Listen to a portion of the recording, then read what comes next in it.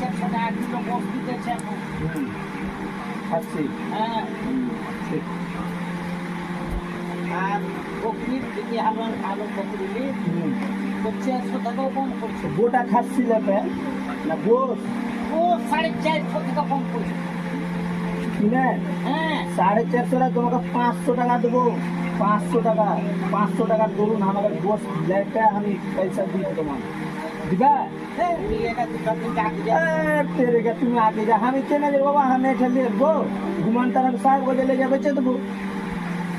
আমরা যেটা লিনু আমরা নাকনু লেনা দিয়ে দুনু হ্যাঁ। 400 টাকাও কম পড়ে গেল।